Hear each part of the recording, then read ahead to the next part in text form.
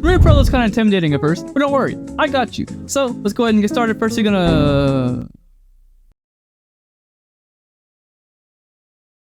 So Davinci Resolve is kind of intimidating at first, but don't worry, I got you. Okay, I'll be honest, this video is supposed to be made for Premiere Pro, because that's what I'll be kind of doing on my channel this whole time.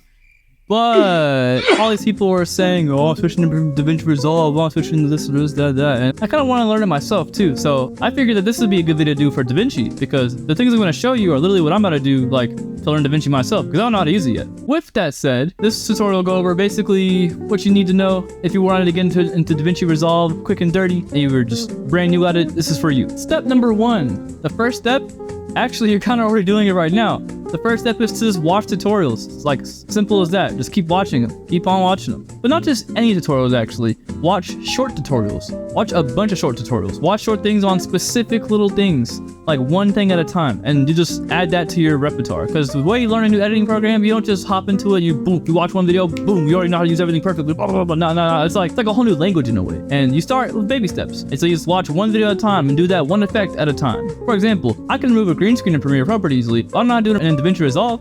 So I go to Davinci Resolve and look up how do I use a green screen? How do I key out for green screen? Davinci Resolve. Boom. Watch that video. And I do the exact same thing they did in the video. How do I use green screens? How do I make a J cut or an L cut? Small things like that. They'll help you actually, build your way into Davinci over time. Also, don't be afraid to watch the same tip from a different creator. The more you learn about a certain thing from different sources, the better you'll be able to get a better grasp and better perspective of the whole thing overall. So don't be afraid to watch the same thing over and over again from different videos. Honestly, I think you'll remember it a lot easier because having it explained by different people just kind of helps for real. I don't know why. When you're watching those tutorials, don't be afraid to literally do the exact same thing they did. Even if that means taking their video, making it the way they did it, with the same video, don't be afraid to copy because at this point in the game, you're trying to learn. And everything is data right now. Don't worry about being original right now, because right now you're trying to get that foundational base and knowledge of it in the first place. So it's okay. Also, once you get to the point, once you're able to do small basic stuffs like your bare basics of like L cuts and J cuts or green screens, that's why I recommend watching those top 10 videos that have a bunch of tips all at once. And kind of like the ones I have on my channel right here. I think it's right here actually. I think think of that, but just put Davinci in the title.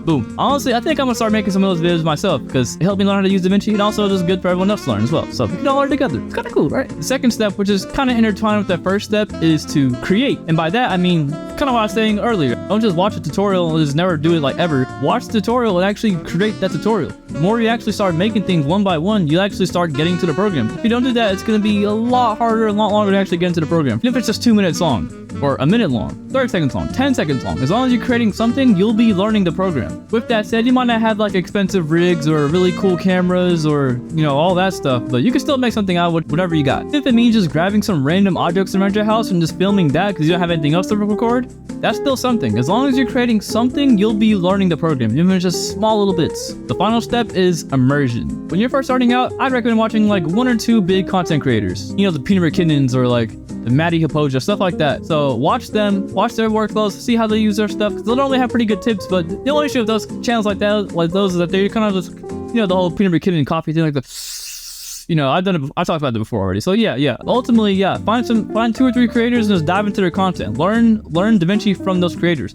Once you have a general baseline of how to do the basics, like green screening, J and L cuts, where the program file, where you keep your files at, all that. Once you have that going, then you can start branching out to lots of different other people's and tutorials. From there, you'll be able to see different perspectives of how they make their stuff with the same program. And that's how you build your confidence over time in that new program. Because you're not going to have that confidence at first, because it's a new thing. There's nothing wrong with that. Yeah, repeating what I said, so find 2 or 3 content creators that you like and watch those videos for a while. And once you get kind of assimilated and the bare basics, start branching off to more content creators and see what they make with Davinci and what different workflows you can go off of. And that's how you kind of build your foundational base. The secret 4th tip is that I recommend making a whole new YouTube channel. Just one dedicated solely for learning whatever you're trying to learn. And this can be applied to not just editing, but can be applied for anything. It helps a lot because the way it works is you're kind of taking the algorithm and giving it what you want to learn about basically, and it'll give you more of those videos. So it's easier to surround yourself with that. If you make a new channel, subscribe to people like Peter McKinnon and Maddie Hipoja and all the big name people, so you'll get more channels like that. So it'd be easier to get into that creative headspace. You have your main channel, which you have all your recommended algorithm stuff is whatever, it's fine. But then you have your creative channel where you can get to your creative headspace and start watching all your Premiere Pro, Davinci Resolves all in that one spot. So that's my secret fork tip for sure. Do those 3/4 things and you'll be in DaVinci going crazy like in no time. Baba Booey.